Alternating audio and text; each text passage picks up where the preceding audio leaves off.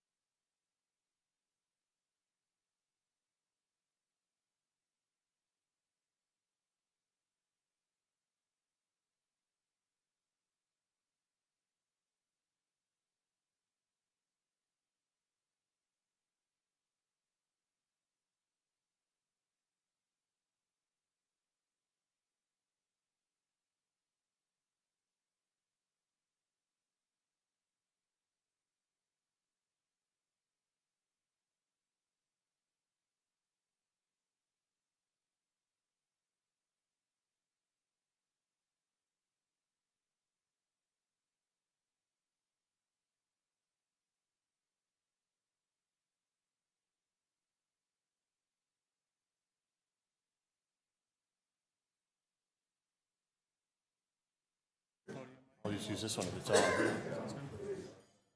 this your stuff? No.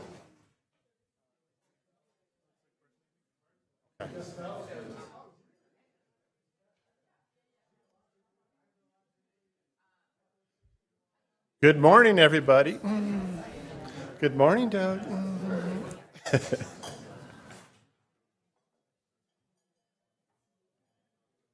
Good morning. I'm Doug Kinney with the Getchus Wilkinson Center and the organizer of this festive event. I must say I'm very pleased to see all of you here today. It's never fun when we organize a conference and no one shows up, so I'm very pleased to see you all. And it's interesting to me, there's so many of you that I see once a year, every June, and I guess I'll get a chance to say hi as the day goes along. I don't have much to say in terms of welcome, except welcome. The dean wanted to welcome you himself, but he has an other commitment, so you're stuck with me. Let me just say that I encourage you should have all picked up the packet when you came in, which is something I encourage you to use. It has the agenda, the first couple pages, but after that it has the bios of all of our speakers. And our program is pretty tight today, so don't expect much in the line of introductions. So if you don't know the speaker, I encourage you to read the bio. As far as logistics, it's pretty simple. I think you've all figured out where we keep the snacks and the coffee in the room next door. The bathrooms are down the hall. The lunch will be upstairs. Pretty simple stuff. And it's supposed to rain all day, so there's no excuse for anyone wandering off too much. So those are the logistics. But with that, I will turn it over to the director of the Getchus Wilkinson Center, Britt Banks, who I think has a few words of welcome to say to you and will moderate the sessions this morning. All right, Britt. All right, thanks, Doug, and welcome to everybody. I think the next couple of days are going to be a great opportunity to spend some time as a group looking at some modern trends in terms of water management, water planning. It couldn't be a more timely topic given what's happening in various parts of the country with droughts or torrential rains over here on the east of the Rockies, et cetera. So really do look forward to interacting with all of you over the next couple of days. Before we begin, I do want to thank three sponsors who have generously contributed to making this event possible. The first is the law firm of Berg Hill, Greenleaf, and Riccitti, based here in Boulder. And Peter Nichols, partner at that firm, will be one of the panelists later in the program. Denver Water has been very generous in contributing to the event as well. And finally, the law firm of Hamre, Rodriguez, Ostrander, and Dingus also made a very, very good gift. So thanks to all three of those groups. I'd also like to offer a special thank to the Gates Family Foundation, which has been a partner with us here at the Getchus Wilkinson Center over the course of the last year in funding a lot of our water research, and in particular in looking at the Colorado State Water Plan, which we're going to do an in-depth look at later on this morning. And that does lead us to the first part of the program, which is developments in state water planning. And we're lucky to have representatives from 4 states to talk about what's going on with respect to water planning in those particular states. This morning, we're first going to hear from California, Texas, and Arizona. We'll then take a break, and we'll come back and we'll do a deep dive on the recently released draft Colorado State Water Plan. So we're going to begin our discussion this morning with the state of California, and we are very lucky to have Ellen Hanak here to talk to us. Again, I'm going to be very brief with introductions because they're in your program, but Ellen is the director of the Public Policy Institute of California Water. I'm not exactly, she'll tell you exactly what it is, but she's a senior fellow at the Public Policy Institute of California and is the director of their water program. So with that, I will welcome Ellen.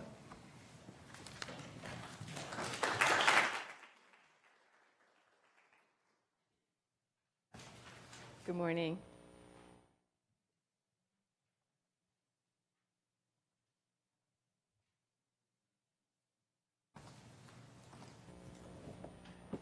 Good morning, everybody. So I'm just thrilled to be here. This is my first time to one of these conferences. So I was so excited when Doug contacted me a few months ago. I was like, yes, finally on their radar. No,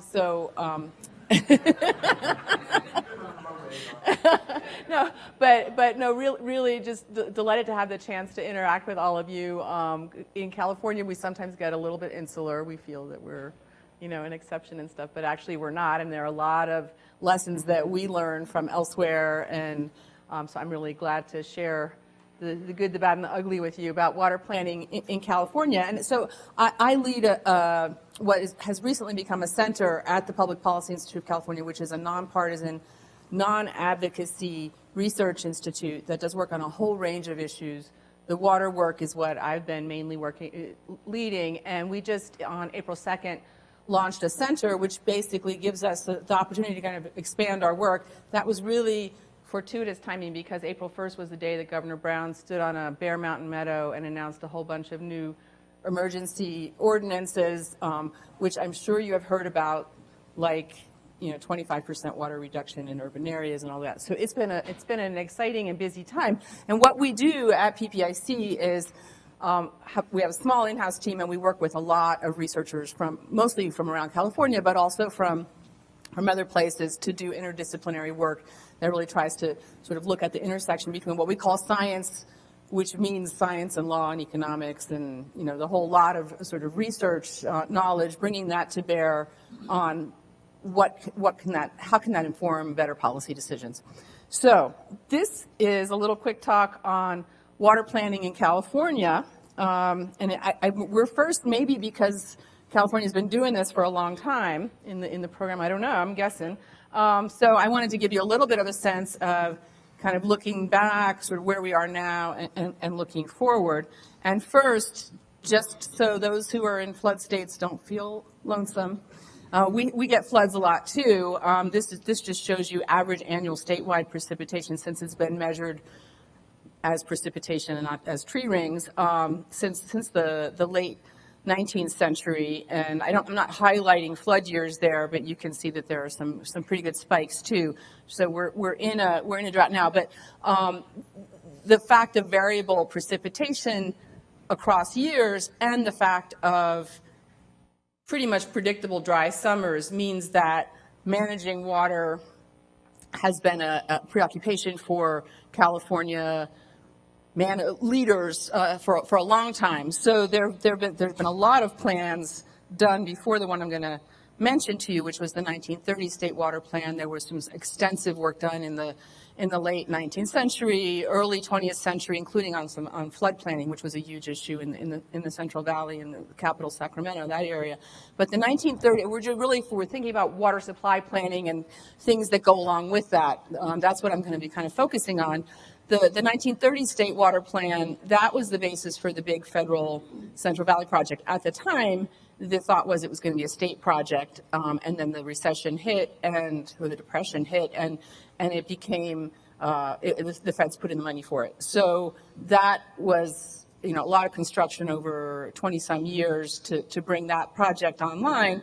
And then 1959 was the first of the new generation of state water plans, which is called Bulletin 160, the California Water Plan, and that was the basis for the State Water Project, which is basically the big infrastructure to complete the Central Valley Project, kind of extending it further south. And I'm going to show you a map in a minute where you can kind of see that.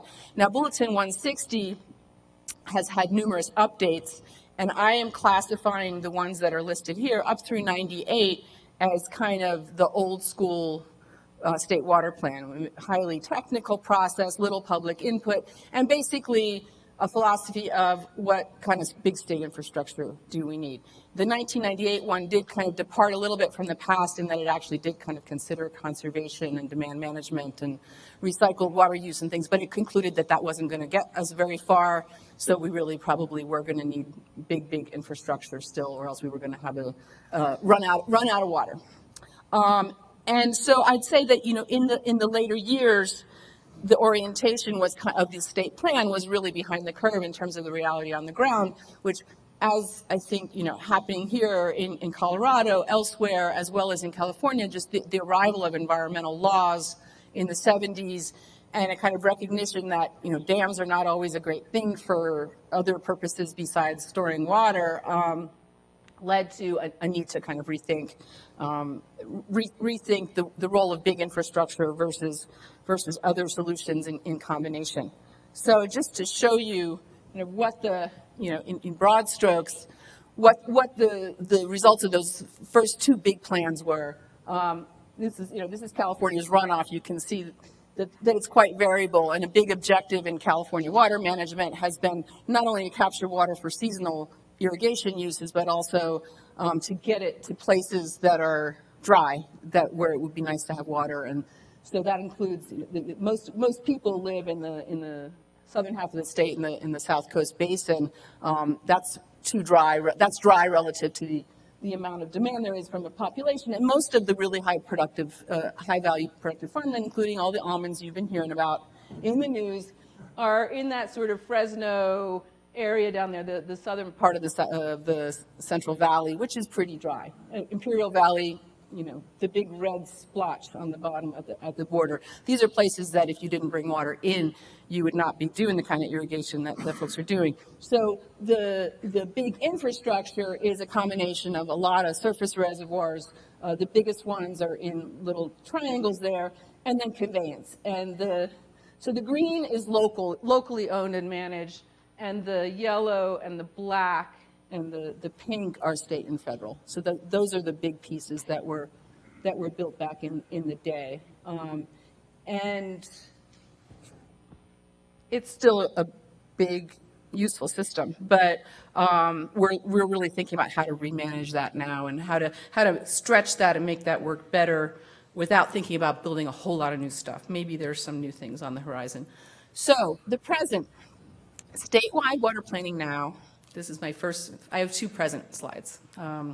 Statewide water planning now. So the continuation of Bulletin 160 is kind of better and worse at the same time. So there was really a revolt back, feeling that the state water plan was behind the curve, not thinking about non-traditional supply sources, not thinking about demand management, not thinking about water marketing, even though we were starting to do all those things in California. And the 98 plan, they were kind of forced to take some of those things into account, but they kind of poo-pooed it. By the 2005 plan, it was completely changed. So change in the sense of really looking at all of those things seriously. I'll show you the result of that first plan just in terms of the kinds of numbers they thought they could get from different non-traditional sources, and they're quite big. And also change in the process where it became a public process, basically. So public advisory group, a lot of stakeholder convenings and meetings and so on. And that has continued, and I would say even amplified as this tradition has kind of was sort of launched. Focus has broadened a bit. I would say continues to broaden. So by 2009, a lot of not just looking at the non-traditional sources, but really looking at regional integrated management solutions. The state has been promoting integrated regional management with bond funding, and that was kind of the flavor of the plan. So it's a great place to go if you want information about stuff. But what's happened as a result of this sort of change in process is that it's also not really a strategic document because it's 1,000 flowers bloom kind of thing. And there's no strategic direction by the state in terms of what does the state really want to do. I use it all the time. In my research, I find numbers in there that it's a great repository, that kind of thing, but it's not where I go if I want to know what the state wants to do. And a downside also, and this is something that I think even with this sort of 1,000 flowers bloom approach, it could be better on the technical side because there's really no integrated technical analysis of options. And in the old day, all they had to do was think about, okay, how are we going to add this piece of surface storage and this conveyance and, add to supply. Whereas now you've got to think about how you're going to integrate a bunch of different options. And I'll just show you, so these are the results from the 2005 plan, where they kind of went through side by side a bunch of different kinds of options, most of them non-traditional, at least not traditionally considered as part of state water planning. And the colors are not great, so the darker is the sort of the low estimate, and the lighter end of the bar is the high estimate. But this shows you what they did for each one was say how much potentially could you get out of each of these. And I've highlighted here just conveyance and state federal surface storage. Those are the sort of two more traditional kinds of options that the old plans would have been looking at. You can see that those bars are pretty small relative to the total that you got here. The problem here is that you cannot add these up because it's not analyzed in a way that can tell you, okay, well, what combination of groundwater banking and recycled water and surface storage could we get? You know, and in fact, you can't add these up and get all of it, because if you do all of one, you can't get all of the other, right? So, and that's a sort of shortcoming that DWR, or the Department of Water Resources could resolve if they put their minds to it, I think. So the other part of the present is really the state moving into a very different kind of role. So the water plan itself is not that useful as an action document anymore, because the state doesn't do that much direct investing anymore. In the era since the state stopped building big projects, the state now has money that they can. We've had a lot of bond funding that can be used to provide cost shares and matches for locals. And so the state has been somewhat strategically effective in that, but I think also the state's played a very effective role in nudging local actors along in how they do their planning. And we have a very decentralized system. I'm going to show you a slide in a minute, just to the breakdown of how money is spent on water in California. You'll see it's amazing. Really, so much of the money is raised and spent locally. We've got about 400 large urban agencies, and large means serving more than 10,000, typically more than 10,000 people. Most of those are actually quite large. The Metropolitan Water District of Southern California, a large wholesaler, has, I think, 19 million people in its service area, so bigger than most states, right? And these are, nuts and bolts infrastructure, management operations. You saw in that map, there are a lot of green things on there too. Those are locally owned conveyance and surface storage. So what the state has done is kind of required local planning, which was being done, I would say, by the serious, well-managed agencies already, for sure. But the state has kind of set the bar, a minimum bar of planning for everybody. And we've had regular urban water management planning required since the early 80s, and that's progressively strengthened. So there are a sort of set of things that you have to look at, including how you're going to get through multiple dry years, thinking about demand projections. In the old days, there weren't too many things that you had to check off the list. After a big drought in the late 80s through early 90s, 91, the state introduced a requirement that unless you had a drought contingency plan, you weren't going to get money, so that had to get folded in. Increasing awareness and concerns about groundwater. Now you've got to talk about, if you're going to be using groundwater as one of your demand fulfillment sources, as one of your supply sources, you have to talk about where you're getting it, what the basin condition is, and so on. So progressively strengthened. And then in 2001, we enacted legislation that requires links between water supply and land use at the local level, which is something a lot of Western states have. And some states like Arizona might look at our law and say, you guys only require 20 years, we require 100. I think actually, I've looked at this sort of how it's working on the ground. I think it's actually a pretty effective law because it allows you some time to sort of think out beyond and think for contingencies. These are interesting laws. In California has a lot of what I call citizen enforcement laws, which means the state enacts the law, but it's not going out and suing. If you're not doing it, it's up to the citizens, local groups to sue. But there have been very effective lawsuits on this, and you'll need a few where the water agency or the local government loses for people to take this seriously. And the nice thing about the connection between the water supply and land use legislation is that the Show Me the Water laws say that the urban water management plans are a document that can be used to demonstrate that you've got adequate supply. So there's now a real interface in that planning process in a way that makes the urban water management plans have teeth.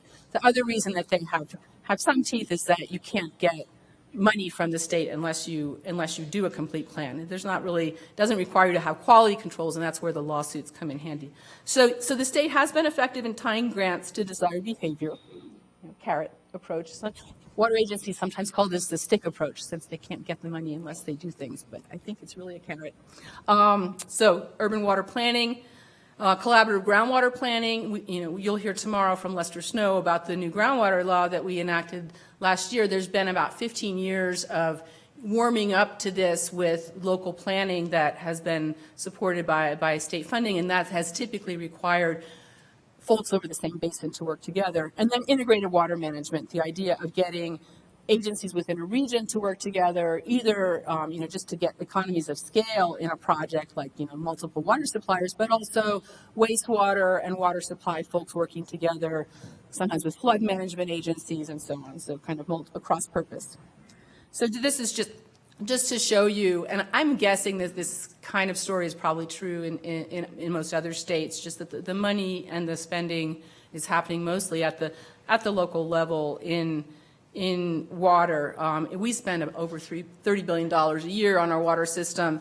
The large chunk of that is urban water systems in particular, and that's we have most of our water in the human use water is used by ag, but it's much lower tech in terms of the infrastructure needs.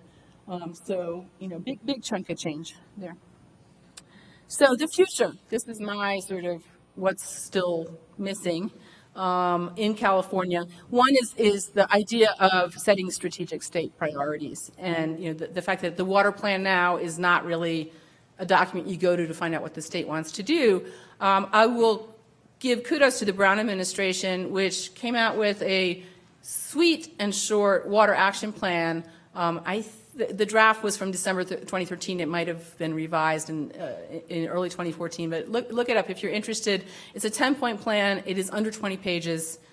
Even that is, kind of, some people criticize them for saying there's too much in there, but they've actually been kind of doing stuff in all of those areas.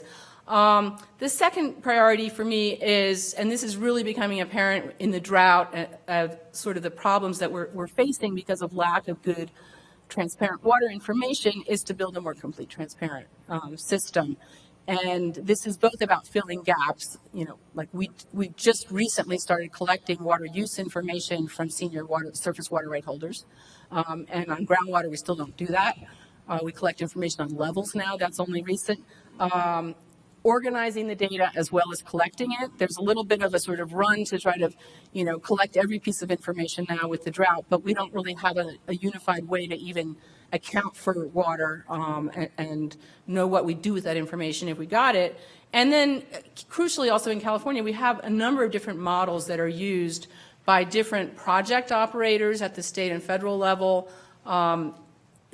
Not transparent, not accessible, and don't necessarily speak to each other. So big conflicts over sort of, for example, environmental flow management.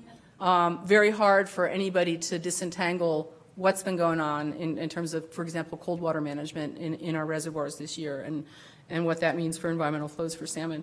Third priority is to conduct transparent, integrated state-level analyses of options for strategic investments. And this is going to be really important now that voters have approved almost $3 billion in funds that can go toward supporting storage projects. And it actually technically can support storage and conveyance projects that can include surface and groundwater storage.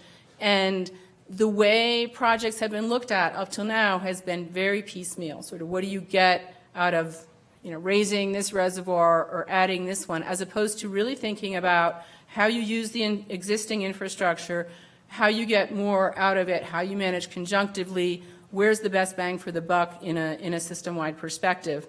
We probably have tools that could make it fairly straightforward to do that, but we haven't really done it yet.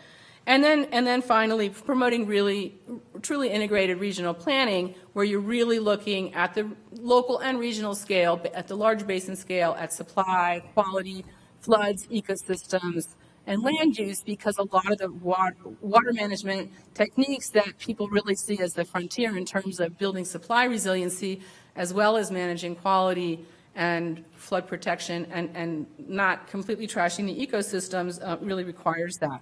And here is the pipe dream that a group of us put forward in a book that we put out in 2011 that included Buzz Thompson and Brian Gray of the esteemed legal protection and of the esteemed legal profession. In addition to sort of a crew of more technical folks, what we're suggesting is to take a large watershed approach, and this is something we think is probably relevant, really nationwide. And so the very beautiful, colorful map are the official integrated regional water management areas that had to be formed in order to get bond money from the state. And you can see that some of them are overlapping. They're cutting across basins. They're really more political in most cases than they are actually based on the hydrology. There are a couple of exceptions. I would say that the key exception, it's going to be hard for me to, maybe I can point to it. Yeah, this one, the Santa Ana watershed, which is a hydrologic region where folks have been working together for a while. They used to be suing each other over salinity management, and they started doing some serious planning and joint management, are really they're at the frontier in terms of basin scale management. So this not very pretty map is the map currently of our water quality basins for implementation of the Clean Water Act and the state's equivalent of that. And we just think we already do quality at that scale. Let's just do it all at that scale. And what that would mean would be state and federal agencies would interact at that scale, and you'd have. It doesn't mean you do everything at the regional scale. It just means that your local stuff kind of has to be consistent at the regional scale. And it gives you the possibility to make some trade-offs and decisions in a smarter way. For example, which streams do you focus on for critters, and which streams maybe you focus on for certain kinds of human uses when you can't do it all.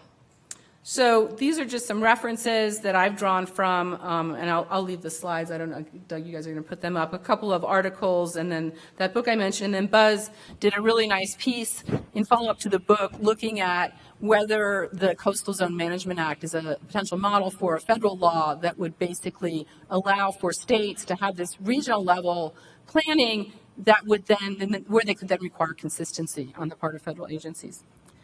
And thank you.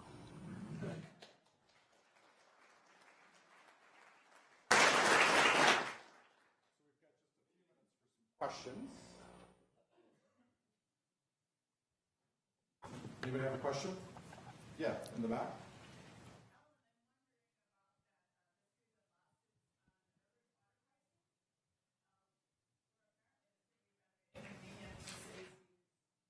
Pricing mechanisms to help meet their mandatory cutbacks. I wonder if you have any comments on how that could proceed more productively and pricing could again be used well for those purposes. So the lawsuit relates to Californians love ballot initiatives, and you know about Prop 13 probably. That was in Colorado also loves tax revolt ballot initiatives. So our beginning of that was Prop 13 in '78. Prop 218 in 1996 was a sort of son or grandson of Prop 13, and it specifically relates to what constitutes a local fee versus a local tax for property-related services, including most water-related services. And what voters thought they were approving was just transparency and accountability, because it sort of says that you can't charge more than you're actually, providing in services and those kind of things, and good government in terms of that you have to actually give people notice about when you're going to raise their rates.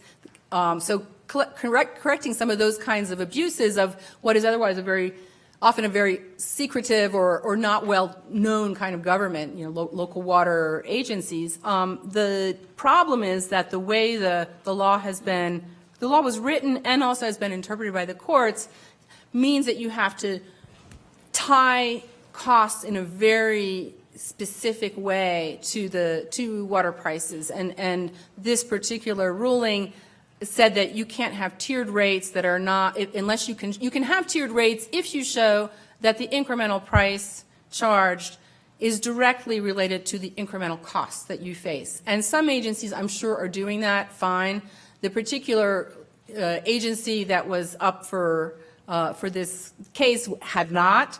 There are probably ways within the existing law that agencies are going to be able to do things, although it may limit their scope of flexibility. And there are people looking at a sort of cleanup legislation now.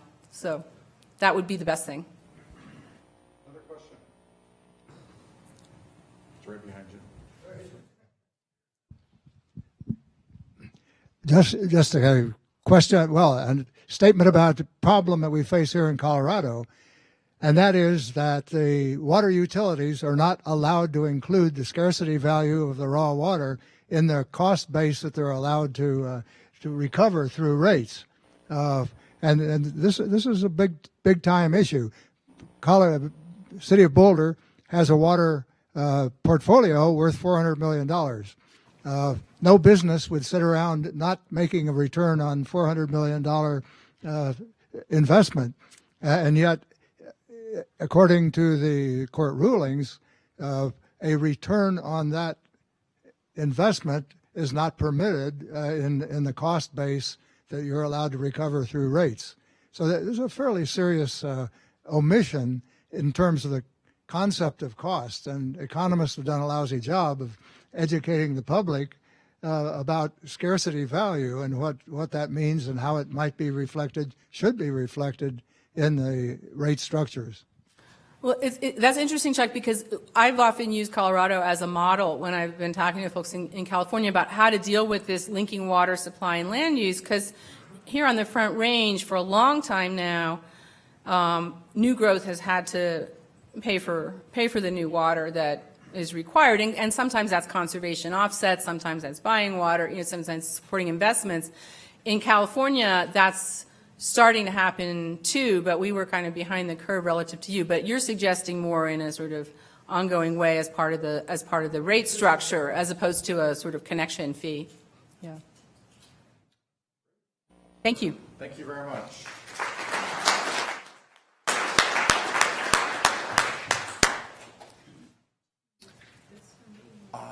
Sean, I'm not sure. All right, well, thanks, Ellen. All right, so we'll now move from our nation's largest state to our nation's second largest state, the Lone Star State of Texas, and we're very pleased to have Ron Kaiser here to talk to us.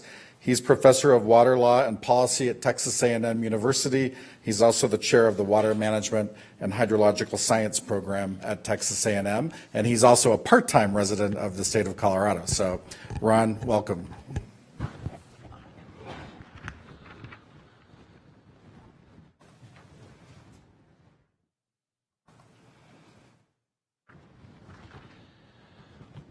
Well, thank you for the invitation to be here.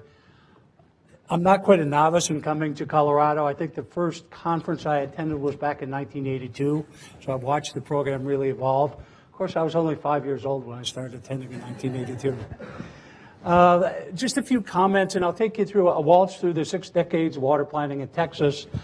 One of the things that's really interesting is the state role in water. Pretty clearly, where water hits the road is at the local level. And that's true not only in Texas, but in other states. We don't have a state plan. We don't have a state conveyance system as California does. We have really relied on a very decentralized approach. And I think it really begs the question, at the state level, if you don't have a state conveyance system where the state actually runs it, asking the question, what's the appropriate state role to really bring about efficiencies and efficient management at the local level? And I'd like to say after 6 decades in Texas, we still haven't figured it out. It's still kind of the Wild West in terms of water planning. My admonition to people over being involved in this for a number of years is don't waste a bad drought to bring about institutional change. And drought, notwithstanding what planners say, drought is the motivator for people. And one of the things we've learned in Texas, it takes a combination of 3 things to really bring about institutional change. You need a drought, you need a budget surplus at the state level, and you really need the support from the governor or the lieutenant governor to bring about change. And if you look at the evolution of Texas water planning, you really see a coalescing of those factors. Interesting sidelight, and I'll launch into this. Our legislature in Texas, even though we've got 25 million people, every 2 years they meet for 140 days. Some people suggest they ought to meet once 140 years for 2 days.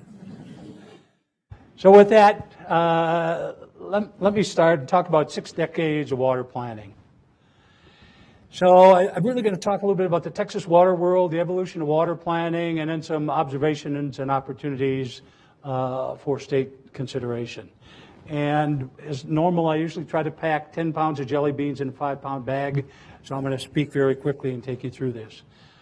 So I think it helps to understand a little bit in Texas our water sources and uses. So we're a groundwater dependent state. About 60% of the total water we use in the state of Texas comes from groundwater.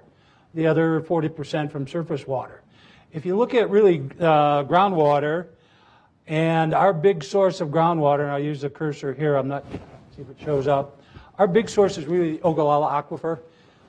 It provides 60% of the total groundwater we use in the state of Texas. And in that aquifer, water, 96% is used to irrigate 4 crops: corn, cotton, sorghum, and wheat.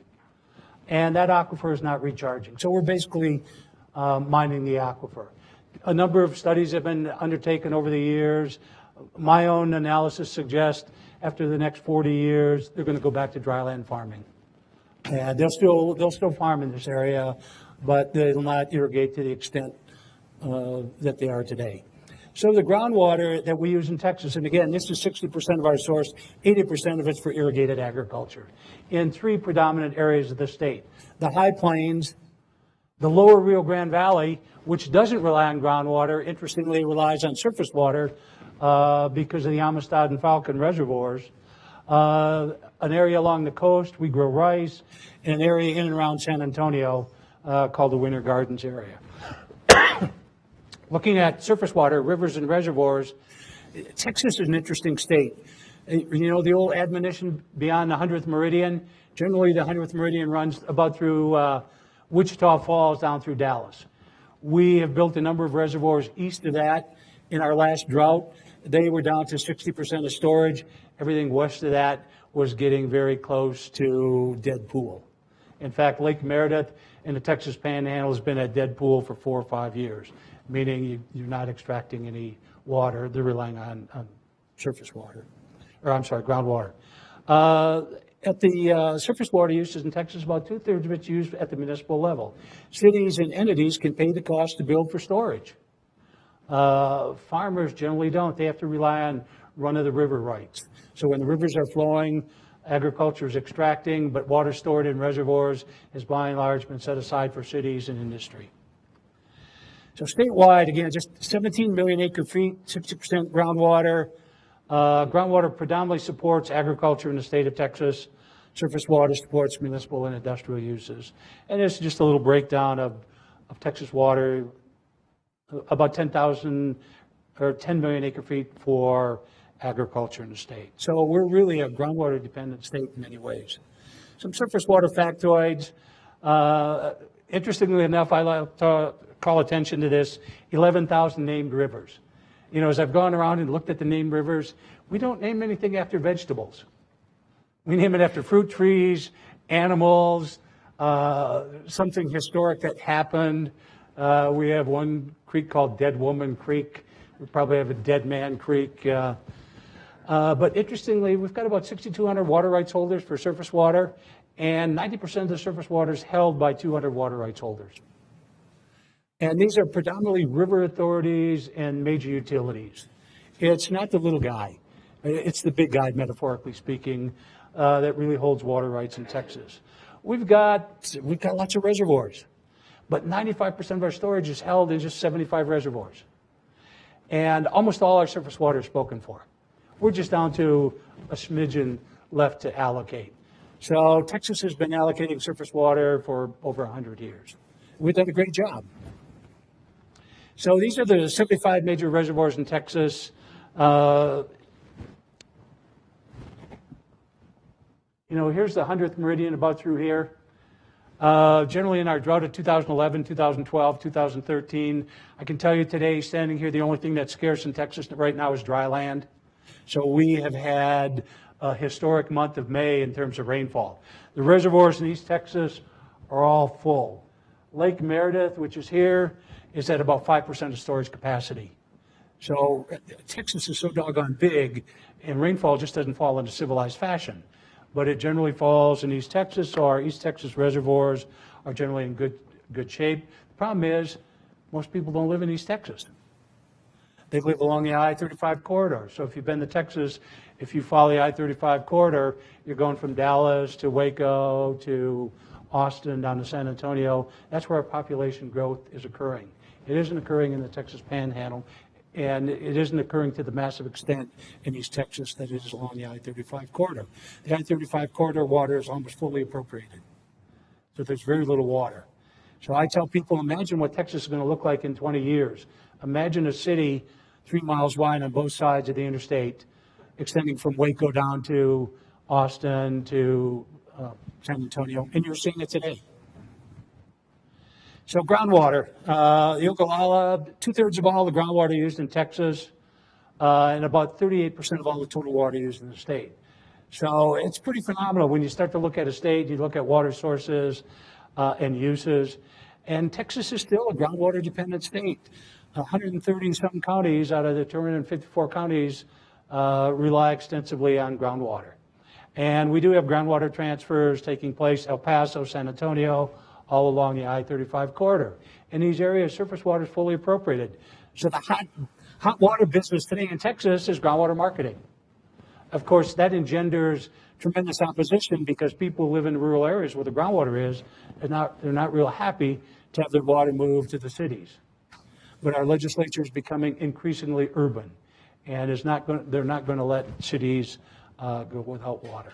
So kind of a map of the major aquifers of Texas. These supply about 95% of the total water we use in the state. So just, again, sharing with you some interesting stuff on the aquifer availability. And again, the point is the Ogallala is the grandparent of all aquifers in Texas and is being drained or mined. So this is an interesting chart in terms of groundwater use by county. So wherever you see the blue, it's 55% or greater relies on groundwater. What's interesting is, not surprisingly, the Texas Panhandle, extensive groundwater use. But what's interesting in East Texas, in this area, which is our surface water flush area, I oftentimes ask people, why is that taking place?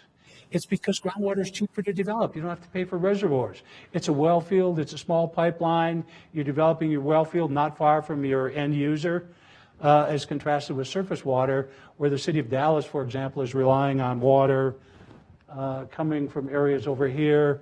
The city of Dallas is just building a pipeline right now, folks, to put in perspective. Lake Palestine, they own 50% of the water rights in that region. It's about 90 miles from the city. They're building a pipeline then to bring that water back to Dallas. The cost is $1.4 billion. So it's amazing when you begin to look at and try to figure out some policies for water. So 6 years of Texas water planning. Pretty uniform up until 1997 when we had a fundamental shift in water planning in Texas. The first plans were really supply development plans. And I've listed the number of reservoirs that each plan advocated. So 61 plan, build 42 reservoirs. The 68 plan, another number of reservoirs. I was talking to Chuck Howe, who's sitting in the front here, who's sort of the godfather of water economics in the United States. He said he was involved in some of the 1968 plan. I said, Chuck, well, you must have started when you were 5. I'll just take you through a little history. Sort of the 3 eras of water planning in Texas. Our first era was really one of supply development. building dams, building reservoirs. We went through a period of conservation awakening where we began to see some indication of this, and Texas was a little behind the power curve, whereas most of the rest of the United States went through it in the 60s and early 70s. It really didn't hit Texas till the 1980s. Sometimes it just takes a little longer to get to the state. And then our area of regional planning. So dam building from 50 to 85. Is that right? 8 minutes left?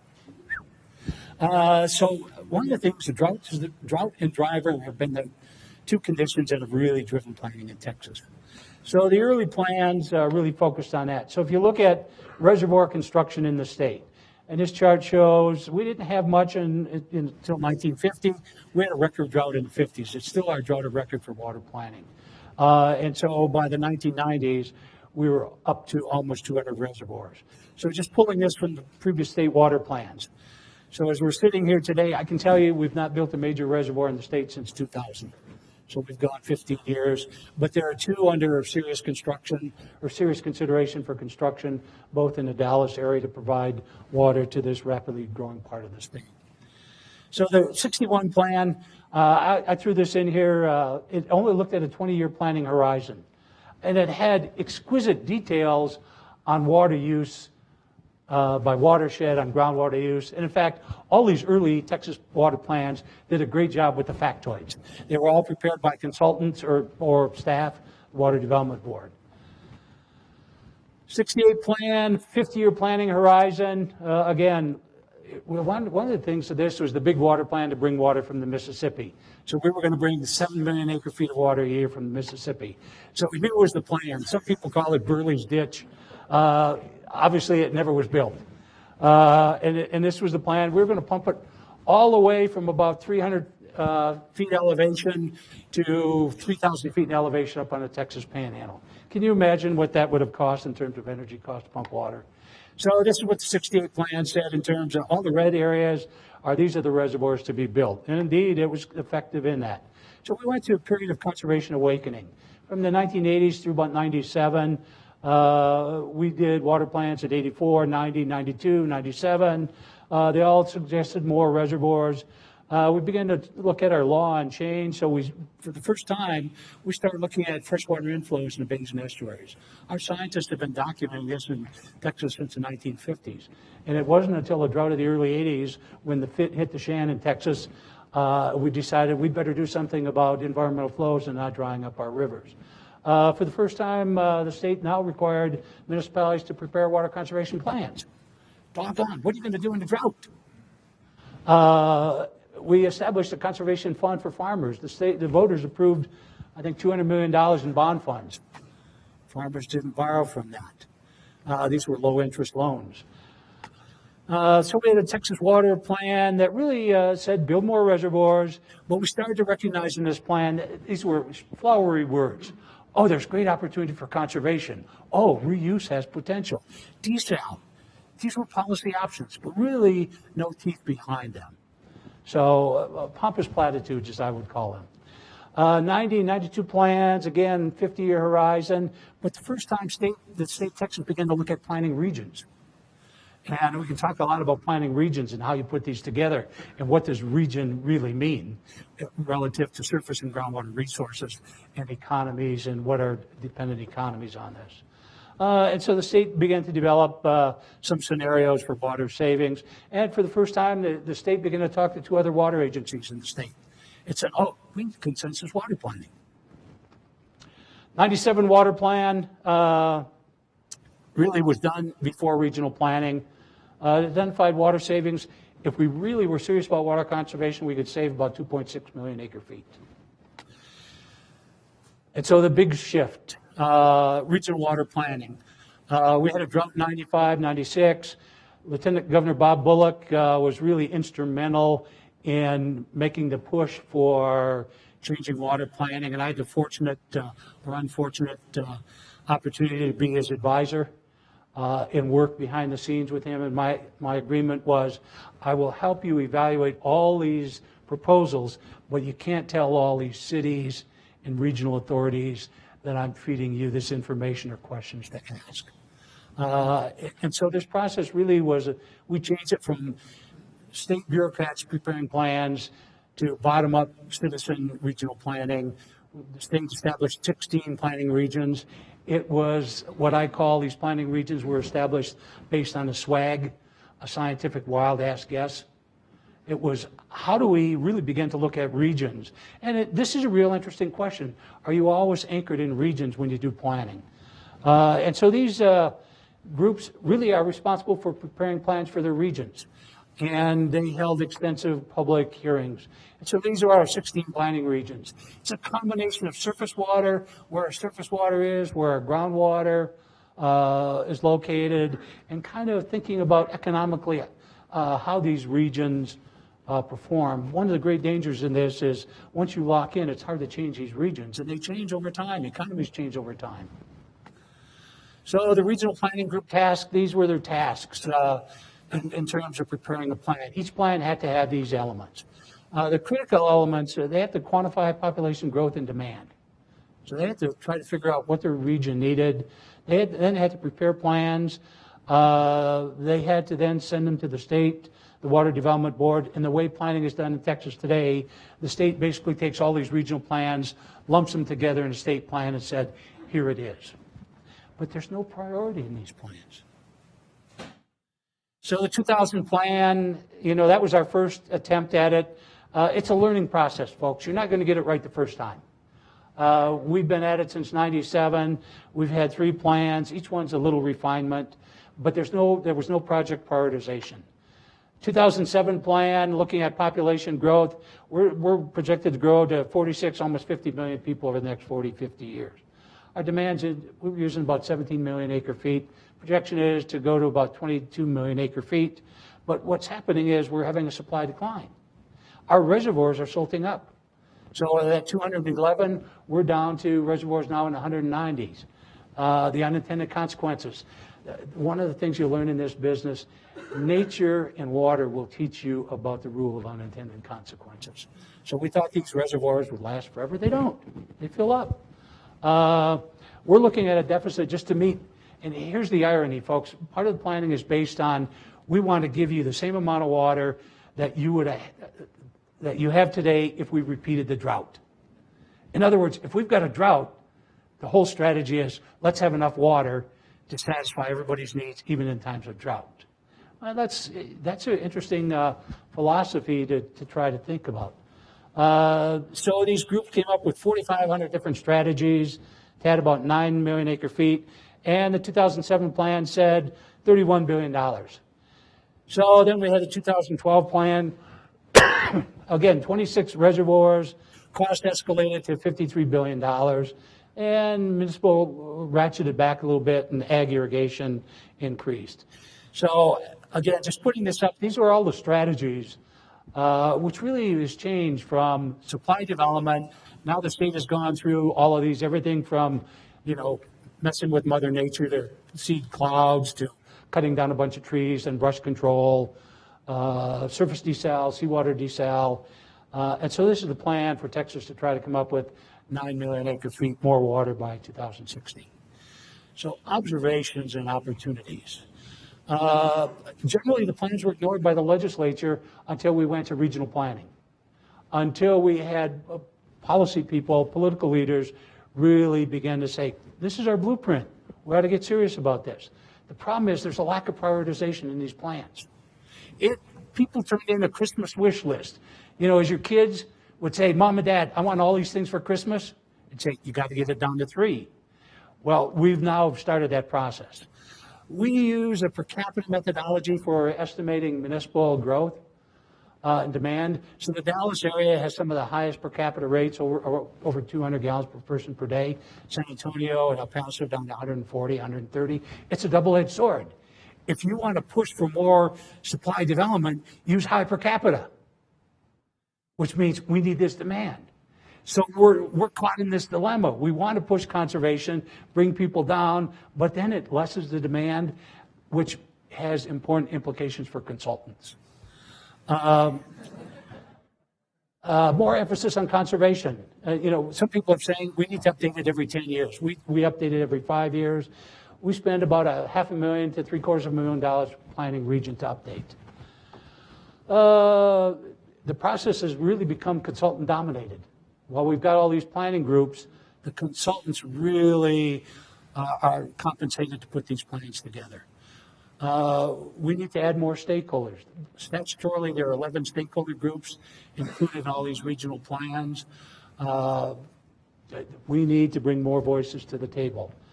The real interesting challenge is interregional conflicts. It really arose in the Dallas area, where Dallas wanted to go to Far East Texas and build a reservoir. Not surprisingly, the folks in East Texas didn't take too kindly to those Dallas folks coming to East Texas.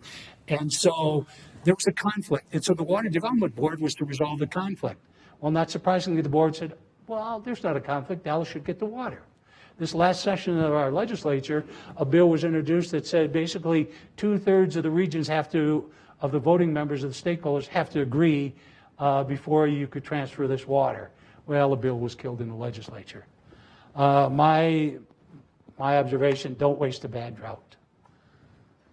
So I've hit my time frame. It's been a wonderful ride working on water planning in Texas. We've done it for a number of years, but we haven't totally figured it out yet.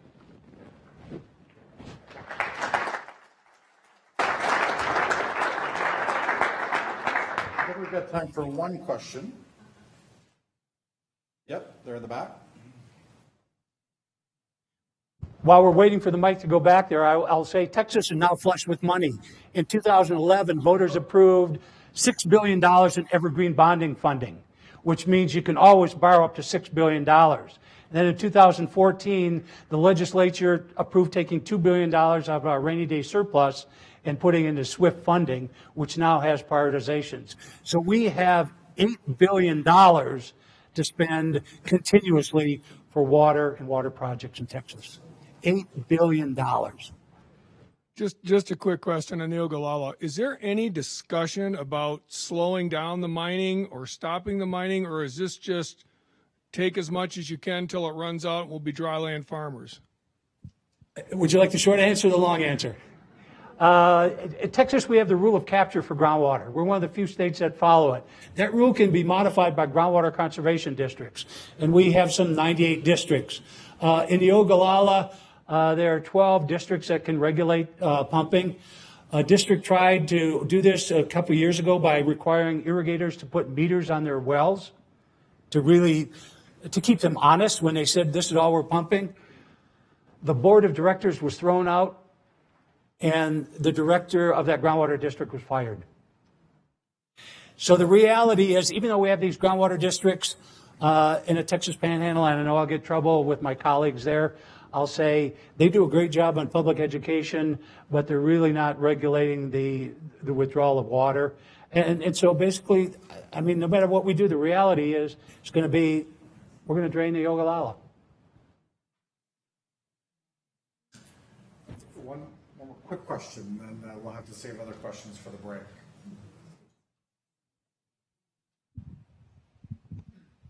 Is and how is water quality integrated into your water quantity-centric state plan? Excellent question. It's bifurcated. We have an agency, a state agency called the Texas Commission on Environmental Quality, which is our water quality branch, and then the Texas Water Development Board, which is our planning branch. Sometimes they speak, sometimes they don't. But generally, the regulatory function for water quality falls within the jurisdiction of a different state agency. Great. All right. Thanks, Ron.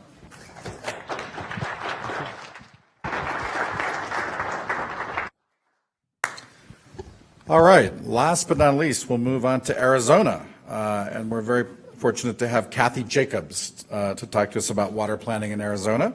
She is the director of the Center for Climate Adaptation Science and Solutions at the University of Arizona and is also on the faculty of the Department of Soil, Water, and Environmental Science. So, Kathy, welcome.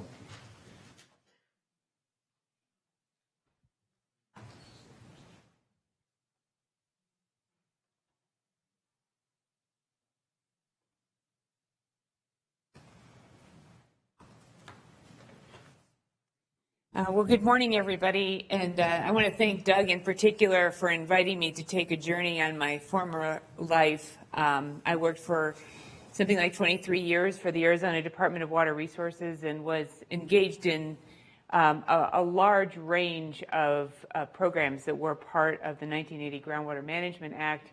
I've had several lives since then, and actually it was an opportunity to think about all the things that we actually did learn. In fact, we learned so many things that I had 120 slides in this presentation prior to my trying to control myself. Many of you know I'm not very good at controlling myself, but anyway, I'll see what I can do.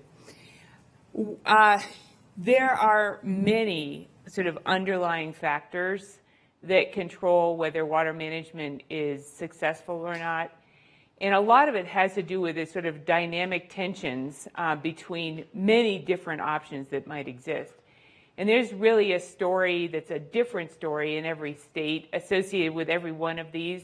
I would love to actually spend this time talking about each one of these stories, but there isn't time.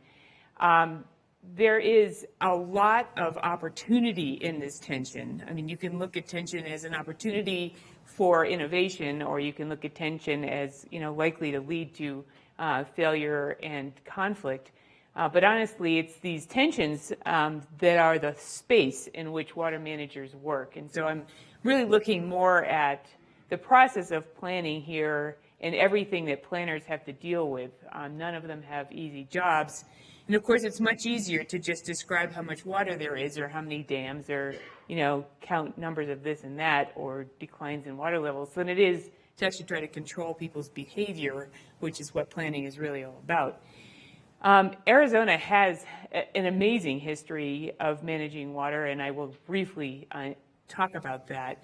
But this bottom bullet here is really the bottom line, and that is you can have the most amazing water management structure in the history of the world, and if you don't invest in the people who actually need to implement it and cause it to function, then you may not get where you want to go. And so we do have in Arizona a bit of a sad story, which has to do with investing in a pretty massive amount of planning activity and then de-investing in it. That being said, enormous investments have been made that are really important in moving towards safe yield, and I'll talk about that some more.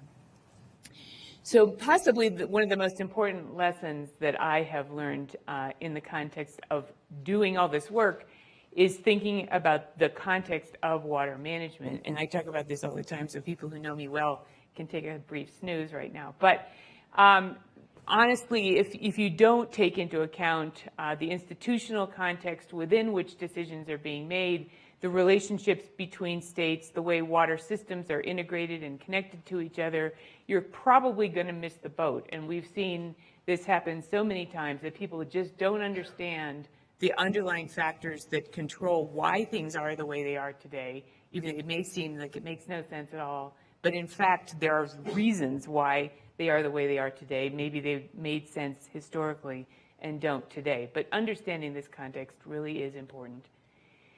One of the factors that really has led Arizona to the place where they are today is understanding the consequences of groundwater mining. And honestly, this is one of the things that has brought California to their new reality. I read this morning about how California is deflating like a leaking air mattress because basically the subsidence associated with pumping groundwater. It comes down to there is no free lunch. I mean, you take water out of rivers, there are consequences of that. You take water out of aquifers and there are consequences there too.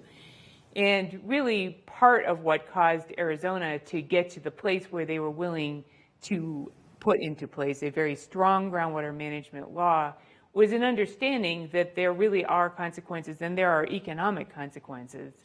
And that was part of what caused Arizona to get to a place where they really were willing to invest in the Groundwater Management Act, but they were also essentially put over a barrel by the federal government in the context of building the Central Arizona project. This is definitely the carrot and stick approach. Basically, the Central Arizona project is the way that Arizona takes its Colorado River water, the majority of the Colorado River allocation, and that was on the chopping block in the context of sort of a negotiated deal with the state of Arizona to manage the groundwater in exchange for the federal government investing in this major pipeline that really is the lifeline for central Arizona. Honestly, we would not be able to move in the direction that we have towards safe yield in the absence of having this big investment in this major ditch. This is a critical component of the water management scheme, and figuring out how to manage this water supply has really been a big part of the activity since 1980. I do think it's important to understand sort of what is in the 1980 Groundwater Management Act. Some of these provisions have been strengthened, many have been weakened, but it is a strongly regulatory approach. From the very beginning, it was regional management focused on essentially watershed boundaries.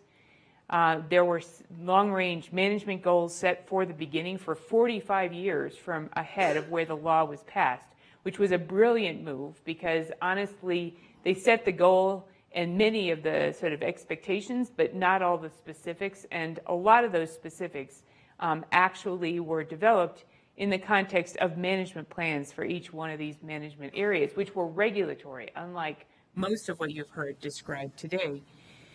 This act established the Department of Water Resources. It established a range of statewide requirements, but it focused most of the activity on areas that were already in a state of depletion, these things called active management areas. There are also some areas called irrigation non-expansion areas. It is not safe yield per se for all of the active management areas, but I won't go into the specifics of that. The whole new groundwater rights system was established by that law. Within active management areas, a whole range of new laws, groundwater rights and permits, well metering, annual reporting, fees required based on the amount of pumpage, mandatory conservation for all large users, a 100-year assured water supply program saying you cannot develop new subdivisions unless you have a 100-year supply, and no new agriculture. Now, this is an oversimplification of how it all is, but this is the sort of backbone of the management system for groundwater. And as I mentioned, a lot of the teeth and the specifics of implementing this was to come in a series of incremental plans, sort of moving in theory with more and more stringency towards 2025, when a combination of supply enhancement and demand management would presumably get us to a place where we were achieving safe yield. Obviously, the degree to which conservation itself is going to be the way that we get to these goals has been in great discussion pretty much from the very beginning. But I will say that there was a lot of commitment to the conservation activities starting right from the initiation of this process. And I don't think that the commitment to conservation has diminished, but certainly there have been huge bumps in the road.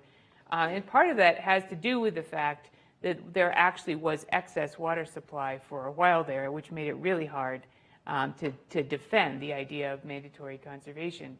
But probably the most important component of this whole system is the Assured Water Supply Program. I was talking to one of the remaining members of the water management team at the Arizona Department of Water Resources this week. He referred to the Assured Water Supply Program as the crown jewel of the water management program. And the reason for that is that it actually forces the growing municipalities onto renewable water supplies. There's really no other way to get from a completely groundwater-based or almost completely groundwater-based system to a place where you are essentially achieving safe yield unless you move people onto a renewable water supply portfolio. So why is this program so important? First of all, it focuses on the fastest growing sector of the Arizona economy. It focuses on the sector that has the greatest ability to pay. We all know that municipal entities are often in a place where they have to serve their customers, and customers are willing to pay if necessary. In the active management areas, the Assured Water Supply drives this demand for renewable supplies.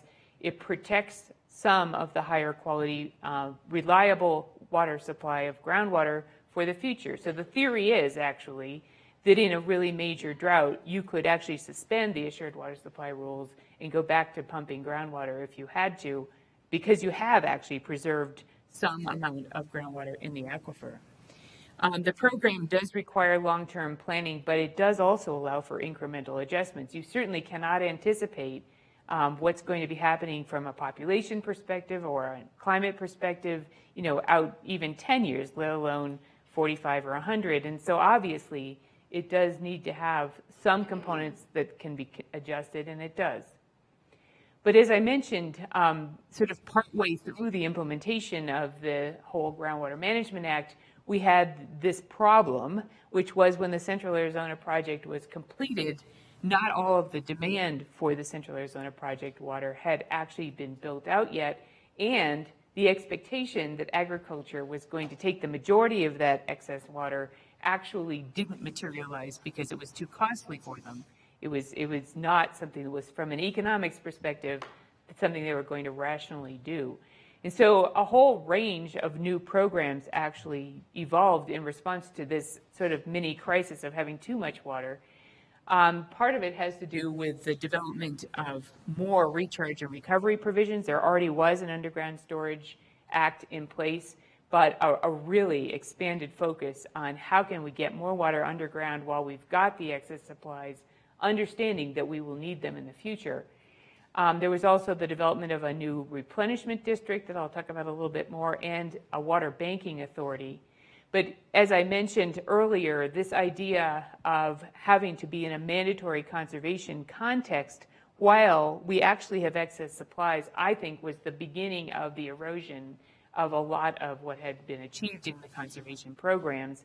And part of this really came down to all kinds of negotiations with stakeholders about alternative conservation programs that took up so much time and energy that it actually sort of sapped the strength out of some of the planning programs. The Central Arizona Groundwater Replenishment District was one of the more complicated and innovative things that was developed as part of the implementation of the groundwater code. It in part was developed to support the assured water supply rules. And what it does is it actually allows developers who don't have access to direct delivery of Central Arizona project water to have access through recharge and recovery programs. It does replenish aquifers in the 3 active management areas where its customers are. It has been somewhat controversial because the fact that you don't have to use wet water, you can actually recharge in one location and recover in another in the same AMA, means that for some people, it's a bit of a paper water transfer as opposed to an actual wet water condition. Now, there are ways to actually address that problem, and some of them are in the management plans and in the recovery plans, but it's continued to be actually very controversial, and it's accused of facilitating sprawl and maybe even undermining the assured water supply program. I don't actually believe that. I think we would never have even had the assured water supply rules go into effect, and I was the person who actually helped write those initially. I don't think we would have succeeded if we had not had this opportunity to allow developers access to renewable supplies. But part of what has happened across the whole spectrum of implementation of the management programs in Arizona is an increasing complexity. And honestly, I don't know if it's possible to address all of the kinds of issues that we're talking about, whether it's integrated water management, integrating groundwater and surface water and effluent and municipal and agricultural and industrial and conservation and supply and all this stuff. Honestly, complexity is going to be part of the process. It's just impossible to see how it isn't. That being said, things like the Central Arizona Groundwater Replenishment District have taken complexity to a new high. Amazingly, it actually works, but it is, I won't go into all the specifics here, but this is the way that individual customers of the replenishment district end up repaying for their renewable supplies.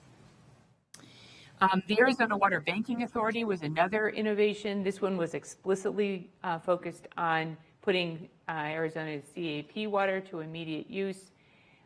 Its intent was in part to protect Arizona's Colorado River allocation from the evil states to the east and north and west, particularly west. because obviously the fact that they exist means that they should drink our water. Sorry, Lester. But also to ensure reliable municipal deliveries, understanding that we needed to firm supplies into the future because Arizona's Central Arizona project allocation has the lowest priority on the river. So there were a lot of other things that were resolved using the Water Banking Authority, including Indian water rights and interstate banking cooperation with Nevada and California. The Water Banking Authority has been very successful in encouraging use or underground storage of Arizona's CAP allocation. It's sort of the blue segments that are at the top of this graph. So actually, this sort of supply side portions of Arizona's water management system have gone amazingly well with all of these, particularly the recharge and recovery components. The Water Banking Authority alone, and this is just the Water Banking Authority, not all the cities and other entities engaged in water storage, has put 4 million acre feet underground, which I know these numbers don't sound that impressive to California and Texas, but this is a pretty major achievement. So one of the lessons learned in this whole process, first of all, the supply side part of this program has actually been easier than the demand side in many ways, and I think it is highly successful. It would be hard to argue we haven't achieved what we hoped to achieve. But there is a lot more to achieving safe yield than just sort of building a bunch of supply side projects and a bunch of conservation programs. Honestly, if you have a specific goal, you have to continually assess whether or not you are getting there. And it isn't an easy thing to do. Even if you have metered water use, which we do in Arizona, it's trying to put together these water budgets was a very staff-intensive project. And just to give you some perspective, in the 5 active management areas, we had 60 to 70 employees at one point. And just to sort of reiterate what I already mentioned, there are now 4 staff persons working on the active management area planning at this point, which means that of the management periods, the 4th management plan has not been officially promulgated. I guess it's perhaps has been tossed over the threshold in Prescott, but they're way behind schedule. Whether there'll even be a 5th management period and 5th management plan is in some question. And so, understanding that these kinds of management systems actually require investment is an important component here. And if you're going to do serious planning, you really need to have consistent data availability. You cannot measure progress without good data. And all of these things require assumptions to be made. The assumptions need to be transparent so people understand what's really happening, because honestly, you can come up with these numbers any way you want to. In fact, we've seen people do that. There's the damn lies and statistics adage. But anyway, all I want to say is this is a lot of work, and it's also really important. So another component of the Groundwater Management Act is it's focused only on active management areas and does nothing to protect environmental flows or riparian areas, which from my perspective is probably the biggest problem with the Groundwater Management Act, is it never even tried to deal with this issue. And because surface water and groundwater management are completely separate in Arizona, we have a really serious place where the water management system is not working. We do know that the pumping groundwater actually depletes surface flows. We've had major issues with the San Pedro River and others trying to preserve them in the context of not having really all the water management tools. So this is one of the places where big lessons have really been learned. So I want to sort of breeze through some of the things that I think have been big successes for Arizona. First of all, I think as far as groundwater management goes, Arizona really has made major strides, specifically in active management areas, almost no strides outside of active management areas. An amazing amount of impressive work done on conservation requirements for each sector, developed collaboratively. There's a watershed management-based system with a lot of stakeholder input into the process. So the whole AMA system is one of those dynamic tensions I'm talking about, sort of the bottom-up versus the top-down. At some level, this really is a success. The Central Arizona Project implementation, the CAGRD, all of the storage and recovery components have really gone very well. There is a drought plan for the state. I'm not sure exactly how much emphasis it's getting at this point, but overall, I mean, I think these things can be looked at as successes.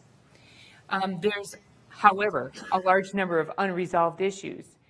It is not all that clear for all the active management areas whether both achieving the goal and maintaining it, which is actually the bigger problem as we go forward. There are no new Central Arizona Project, supplies heading our way. I mean, this is it. And so how are we going to continue to maintain these goals over time? The low priority of CDP supplies, the issues around environmental sustainability, the lack of recognition and protection for riparian areas and environmental flows in general, the fact that we have not connected our surface water and groundwater management particularly well, the fact that almost all of our effort has been in AMAs and not in rural areas.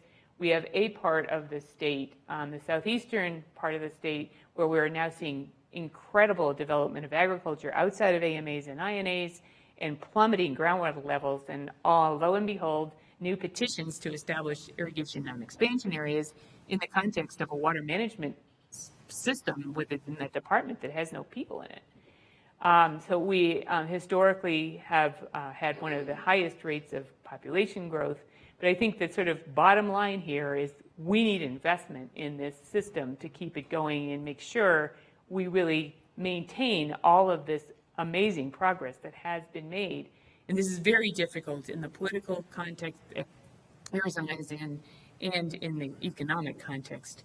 And then there's climate change. And unfortunately, though this is, of course, one of my favorite topics, it is not a favorite topic for people who live in red states. And so the fact that Arizona is actually in one of the sort of major bullets for impacts of impacts of climate change is really a pretty serious problem.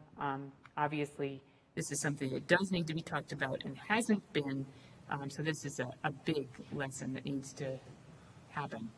So, we need adaptive institutions. This has already been said. You really can't have static and prescriptive management in response to dynamic conditions. And you also need to invest in the people who are part of the implementation of these systems. If you really want them to succeed, this is hard work. None of it is easy. It's very political. It requires a lot of subtlety. It requires data management. It requires efficiency in government. And none of these things are easy. So obviously, there's a long history of how to do things right and how to do things wrong, and we need to sort of try to emphasize the former. I do want to point out that according to some, Arizona has actually done something right. This is actually data that comes from satellites about the amount of change in groundwater and storage across the southern tier of the United States. It looks from this picture as though Arizona has had a much more positive groundwater storage condition than many of these other states. I'm not here to comment specifically on whether that's true. But this is actually a slide that warms the cockles of my heart and hopefully many of yours. When you look at the actual water use for individual utilities who are within active management areas and have an assured water supply, you can see that there's been this major shift from a larger, entirely groundwater-based system to Central Arizona Project water and effluent-based system. And sort of my favorite part of this slide is the total potable water use is for the city of Tucson is at the 1987 level because there's been such a reduction in per capita water use at the same time that the population's been increasing, and the groundwater use is at the 1941 level. So essentially what this picture is a picture of the success of the Assured Water Supply Program and the Arizona Groundwater Management Act. So thank you very much. I'm open for questions if I have any more time, but I might possibly have exceeded my time.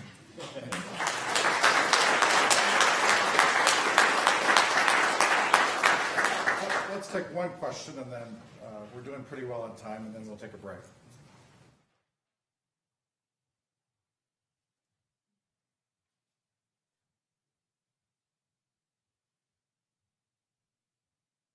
This better be a good question. This is right up your alley. Excellent. I'm Randy Bramer, and I do water rights in Arizona for the Forest Service. You've been very polite about the department's funding. I would use the word decimated to describe the Arizona Department of Water Resources budget and staff. Is anybody going to change that, or is that money that's not going to come back? I mean, everything you're talking about is sort of dependent on the department having the staff to carry out these activities, and every time I've worked with them down there, they're simply out of people. You know, I'm not in part of the inner circle. I'm merely an innocent bystander at this point. I wouldn't say anything about the way politics in Arizona is going right now gives me great confidence that the kinds of investments that are required will be made. That being said, obviously they're all standing on soapboxes bragging about what a great job Arizona has done of managing their water supplies in contrast to certain unnamed other states. And honestly, if you're going to stand on that soapbox and brag about it, you might want to sort of invest in the soapbox. So I don't know. Anyway, All right. thank you. Thank you very much.